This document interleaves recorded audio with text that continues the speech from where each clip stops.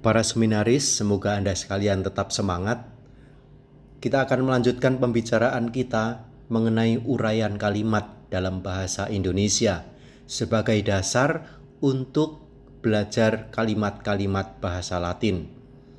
Setelah kemarin kita mempelajari tentang subjek, predikat, objek, pelengkap penyerta, dan pelengkap pelaku, hari ini kita akan melihat tentang keterangan. Apa yang disebut keterangan dalam kalimat? Dalam kalimat disebut keterangan adalah semua bagian kalimat yang bukan sebutan, bukan pokok, atau bukan pelengkap. Pelengkap itu ada dua yang kita pelajari kemarin, pelengkap penyerta dan pelengkap pelaku.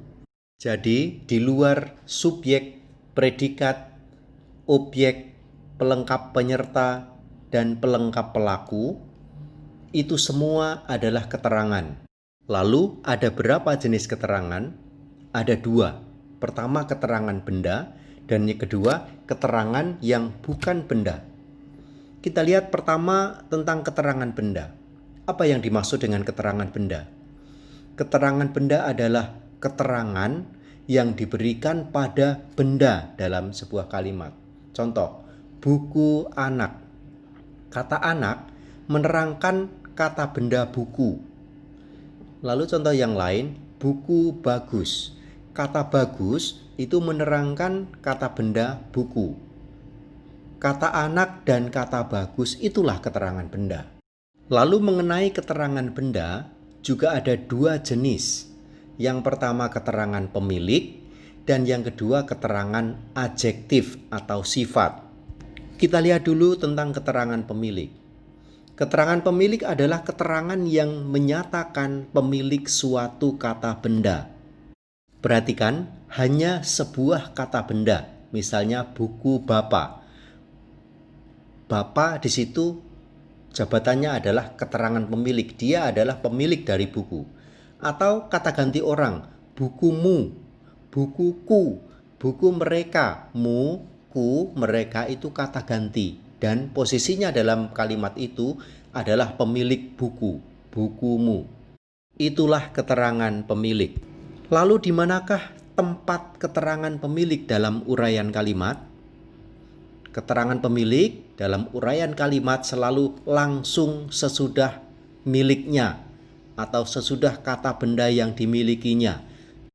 Contoh, ibu anak itu memasak nasi. Apa yang dikerjakan? Memasak. Maka memasak itu adalah sebutan atau predikat. Siapa yang memasak? Ibu. Maka ibu itulah subjek atau pokok. Ibu siapakah? Ibu anak. Jadi anak itulah keterangan pemilik. Ibu anak-anak memasak apa? Nasi. Maka nasi itu adalah pelengkap penderita atau objek. Contoh yang lain. Petrus membawa buku teman. Apa yang dikerjakan? Membawa. Nah, pertanyaan apa yang dikerjakan ini membantu kita untuk menemukan predikat. Predikat aktif atau sebutan aktif. Jadi membawa itulah sebutan.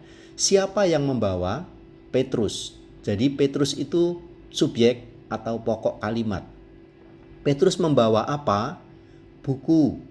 Maka buku dalam kalimat ini adalah pelengkap penderita atau objek. Buku siapa? Buku teman. Jadi teman itulah keterangan pemilik. Rob memberikan contoh yang lain lagi supaya semakin jelas untuk kalian semua. Saya memberi nasi kepada anakku. Apa yang dikerjakan? Memberi. Maka memberi itulah sebutan aktif atau predikat aktif. Siapa yang memberi? Saya. Jadi saya dalam konteks ini adalah pokok atau subjek kalimat. Saya memberi apa? Nasi. Nasi itulah pelengkap penderita atau objek. Saya memberi nasi kepada siapa? Ada kata kepada di sana, maka kita langsung ingat. Setiap kali ada kata bagi, untuk, kepada, guna, selalu diikuti pelengkap penyerta. Anak siapa? Anakku. Jadi ku atau aku, di situ jabatannya adalah keterangan pemilik karena ku adalah pemilik dari anak. Contoh lain lagi supaya semakin jelas. Siswa diajar oleh guru. Nah, ini kalimat pasif. Apa yang dikerjakan? Diajar. Maka kata diajar di sini adalah sebutan atau predikat pasif.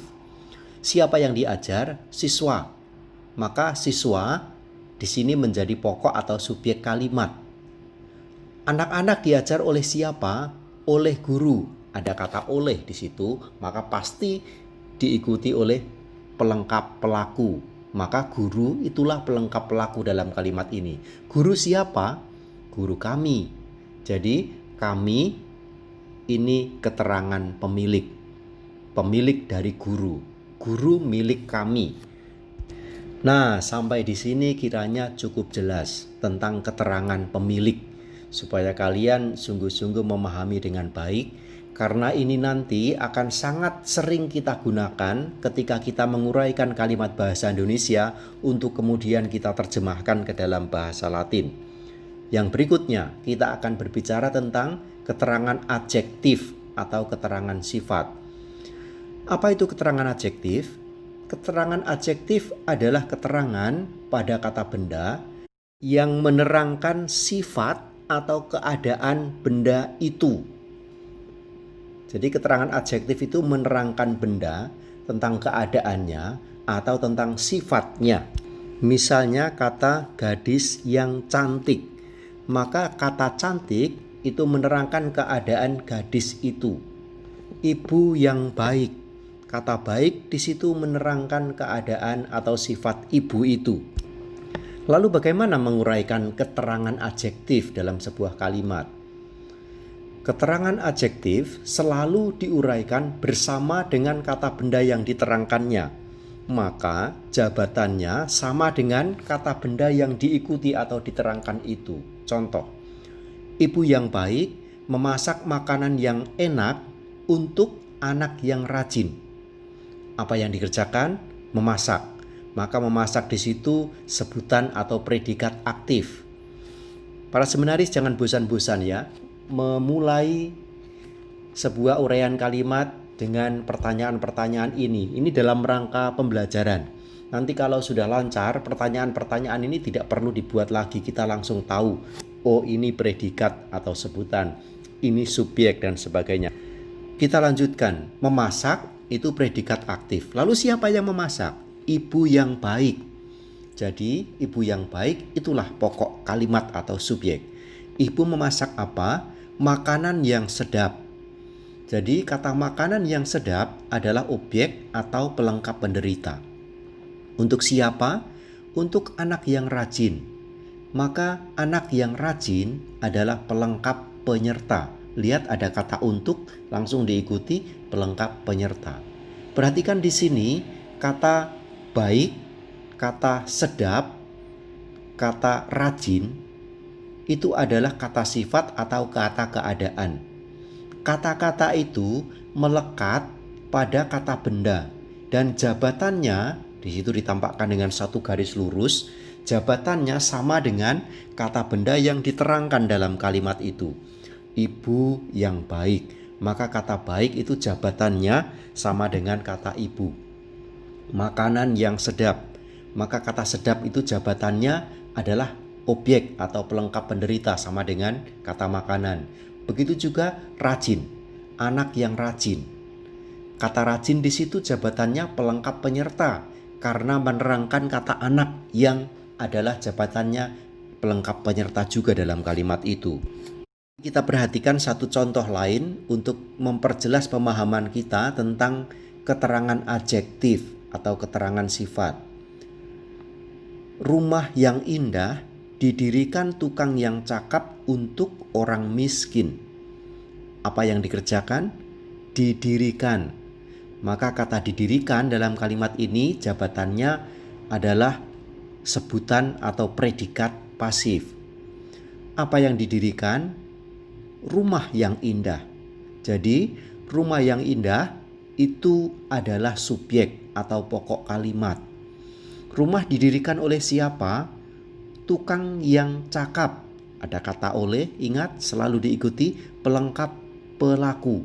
Maka kata yang cakap di situ jabatannya sama dengan kata tukang, karena cakap di situ menerangkan tukang. Jabatannya pelengkap pelaku. Kemudian untuk siapa rumah itu didirikan? Untuk orang miskin. Ada kata untuk, maka diikuti pelengkap penyerta. Jadi orang miskin di situ jabatannya pelengkap penyerta. Sehingga kata miskin sama jabatannya dengan kata orang, karena miskin itu menerangkan orang itu. Kita lanjutkan bagian yang kedua tentang keterangan bukan benda.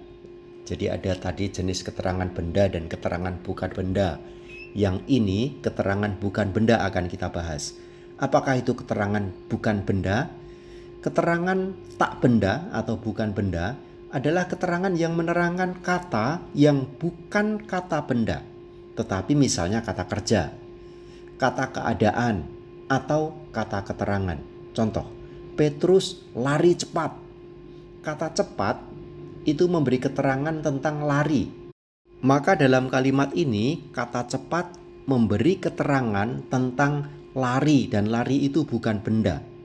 Bukan Petrus yang cepat tetapi larinya yang cepat.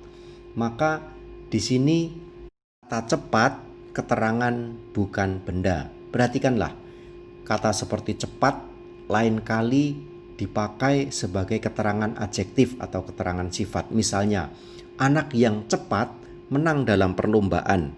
Kata cepat di sini beda dengan cepat yang Petrus lari cepat tadi. Anak yang cepat, kata cepat dalam konteks ini jabatannya sebagai adjektif atau kata sifat karena menerangkan kata benda. Mari kita lihat satu contoh lagi untuk memperjelas penjelasan kita tentang keterangan tak benda. Anak yang amat sakit itu menangis. Kata amat menerangkan kata keadaan sakit. Karena itu amat itu keterangan tak benda. Karena sakit itu bukan benda. Ada cukup banyak keterangan yang termasuk dalam keterangan bukan benda ini. Misalnya keterangan waktu, keterangan tempat, keterangan sebab, keterangan alat, keterangan peserta, keterangan cara, keterangan derajat. Selanjutnya kita akan melihat sedikit penjelasan tentang keterangan-keterangan ini.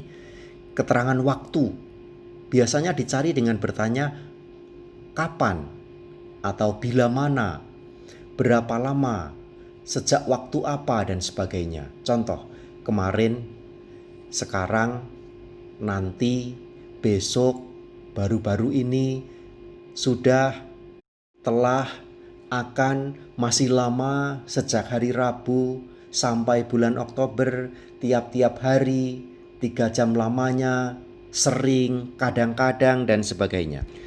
Lalu kalau mengenai keterangan tempat, biasa kita cari dengan bertanya di mana, dari mana, melalui mana, sampai di mana, dan sebagainya. Contoh, di sini, dari sana, ke rumah, di bawah pohon, di atas, di bawah, dan sebagainya. Kalau keterangan sebab biasanya dicari dengan bertanya mengapa, apa sebab, karena apa, atas alasan apa.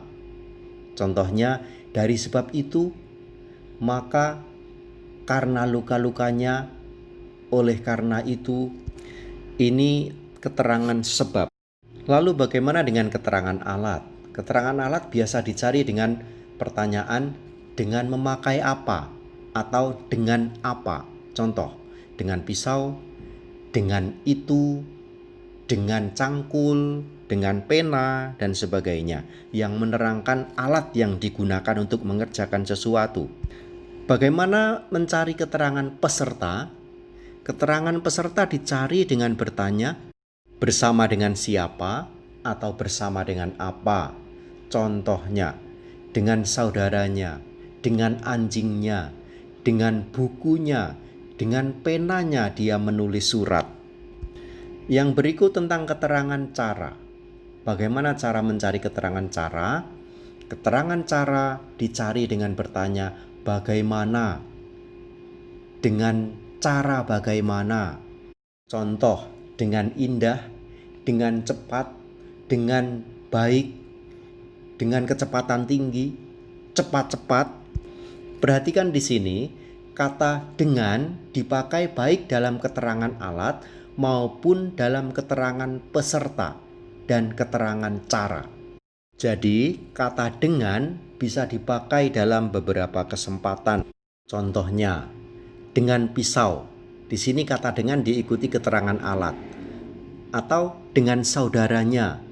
Kata dengan di sini diikuti keterangan peserta. Dengan cepat. Kata dengan di sini diikuti oleh keterangan cara, cepat.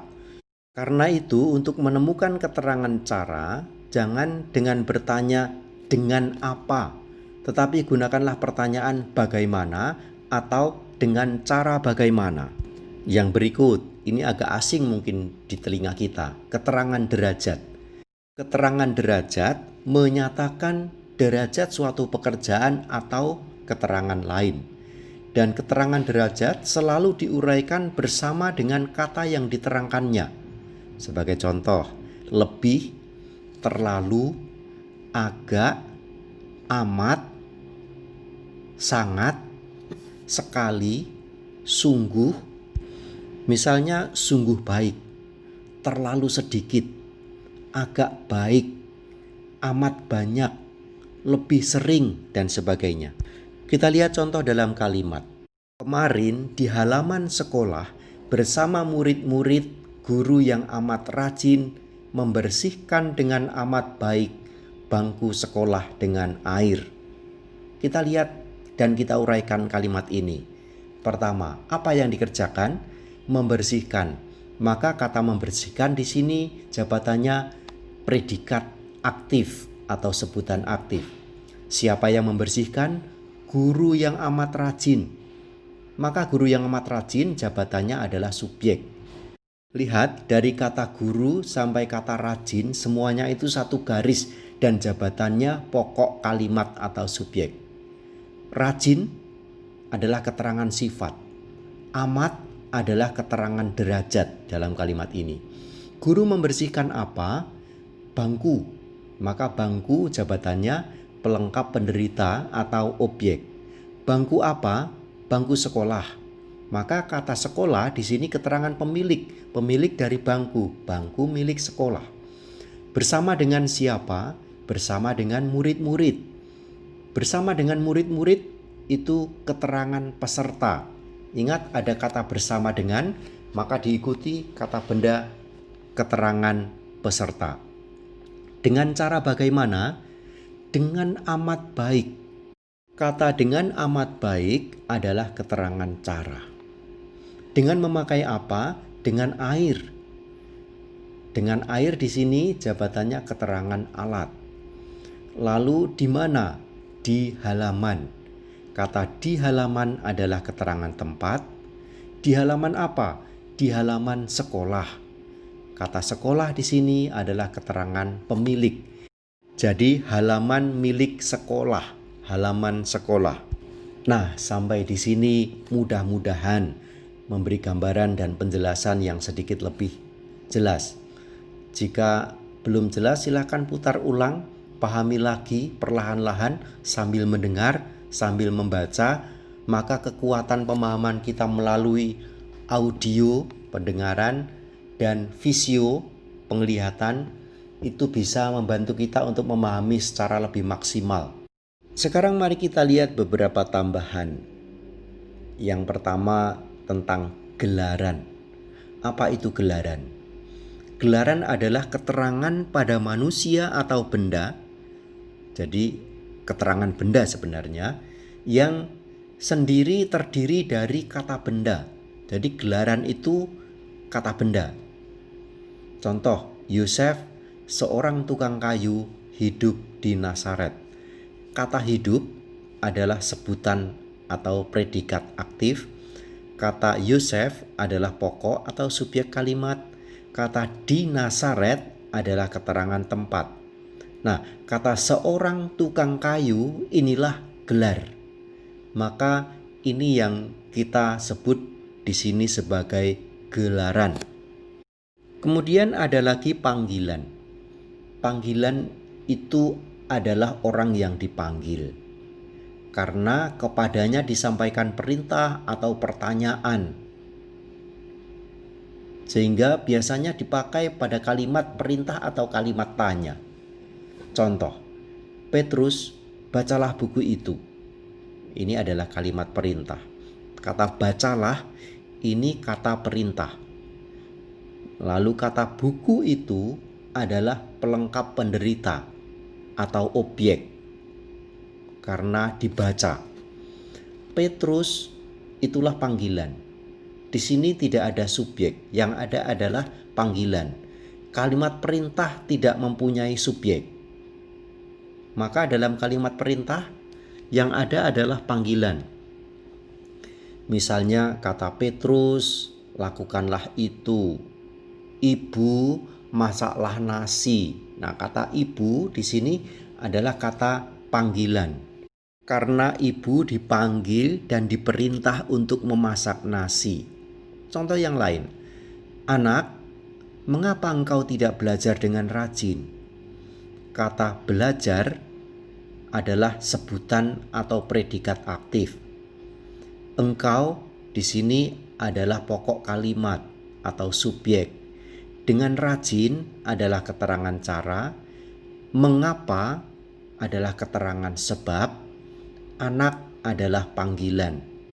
Sekarang mari kita lihat beberapa keistimewaan dari sebutan perintah atau predikat perintah atau kata perintah. Kata kerja perintah begitu atau imperatif lah. Biasa kita sebut demikian. Keistimewaan kata kerja imperatif atau kata perintah atau predikat perintah antara lain ini. Yang pertama, kata kerja atau predikat perintah tidak mempunyai pokok yang tertulis, tidak ada subjeknya. Misalnya, Rudi, kerjakanlah itu. Kalimat ini tidak ada subjeknya karena Rudi dalam kalimat ini jabatannya adalah panggilan. Lalu kata perintah selalu aktif dan tidak dapat dipasifkan. Kata pergilah, makanlah, bacalah itu tidak bisa dipasifkan. Yang berikutnya, kata perintah tidak memakai awalan me, jadi langsung pada kata-katanya. Misalnya membawa, bawa, pergi, lakukan. Biasanya di belakangnya ditambah lah. Kemudian kata perintah atau predikat perintah atau sebutan perintah, terserah bagaimana istilah yang lebih mudah kalian pahami. Kata perintah sering meskipun tidak selalu disertai dengan panggilan. Misalnya, Ibu, bantulah aku mengerjakan PR. Ibu di situ adalah panggilan. Sementara kita bisa melihat contoh di mana perintah, kalimat perintah dengan predikat perintah tidak menggunakan panggilan. Contoh, pergilah ke seluruh dunia, wartakanlah Injil. Dalam kalimat perintah ini tidak ada siapa yang diperintah secara jelas. Sekurang-kurangnya tidak eksplisit dikatakan. Jadi perintah untuk semua yang mendengarkan kata-kata atau kalimat itu. Misalnya, ajarlah semua bangsa menjadi muridku, baptislah mereka, jadikanlah mereka, dan sebagainya. Jadi ini contoh-contoh kalimat yang tidak menggunakan panggilan. Kalimat perintah yang tidak menggunakan panggilan. Nah, para seminaris, sampai di sini kiranya sudah cukup panjang dan lebar Romo menjelaskan tentang uraian kalimat. Jika kalian sudah memahami, menguasai semua yang kita pelajari dari kemarin dan sampai hari ini tentang uraian kalimat, ini sudah menjadi modal yang sangat kuat untuk kita memulai belajar bahasa Latin. Sekali lagi, belajar bahasa Latin harus dengan dasar bahasa Indonesia yang kuat, karena kalimat-kalimat dalam bahasa Latin itu sangat tertib, sangat disiplin mengenai jabatan-jabatannya. Ketika kita menerjemahkan dari bahasa Indonesia ke dalam bahasa Latin, kita harus tahu jabatan-jabatan setiap kata dalam kalimat itu. Maka pelajarilah dengan baik, ulangilah lagi dengan teliti, dan berlatihlah. Untuk kesempatan selanjutnya, Romo akan memberikan kepada kalian latihan-latihan. Ada banyak sekali kalimat yang Romo berikan untuk kalian berlatih menguraikan kalimat. Uraikanlah kalimat itu dengan teliti, dengan jelas, kalau perlu dengan pertanyaan-pertanyaan supaya kalian terbantu dan tidak keliru memberi jabatan dalam kalimat itu. Romo mengusulkan pada saat menguraikan kalimat, kalian pegang 6 jenis uraian ini saja. Yang pertama, carilah pokok atau subjek kalimat. Yang kedua, carilah predikat atau sebutan. Yang ketiga, carilah objek atau pelengkap penderita. Yang keempat, carilah pelengkap penyerta. Semua kata yang diawali dengan kata bagi, untuk, kepada, dan guna. Lalu yang berikutnya, carilah pelengkap pelaku. Ini biasanya didahului dengan kata oleh. Dan jabatan yang berikutnya adalah keterangan. Ada banyak keterangan yang sudah dijelaskan ini tadi. Silahkan memahami kembali dengan detail, kemudian mengaplikasikannya, menerapkannya, mencoba mempraktekkannya dalam cara menguraikan kalimat pada latihan-latihan yang Romo berikan dalam PowerPoint dengan judul Latihan Uraian Kalimat. Ada banyak sekali, ada ratusan kalimat di situ. Silahkan kalian mulai. Pertama-tama kerjakan 20 nomor pertama. Tulis kalimat pertama, uraikan berdasarkan jabatan-jabatannya dengan jelas sampai kalimat ke-20. Silahkan mengerjakan, kemudian mengirimkan kepada Romo supaya Romo bisa melihat apakah kalian sudah cukup menangkap tentang semua yang Romo jelaskan pada sesi ini. Apakah cukup jelas perintahnya? Silahkan mulai. Nanti kalau dalam proses mengerjakan latihan kalian akan mengalami kesulitan-kesulitan, kita akan coba jelaskan lagi sampai kalian betul-betul mengerti. Karena ini adalah dasar sebelum kita mulai belajar bahasa Latin. Selamat mengerjakan latihan, kerjakanlah dengan serius, dengan sungguh-sungguh, pahami dan aplikasikan apa yang kalian tangkap dari penjelasan ini. Terima kasih, sampai jumpa pada sesi berikutnya.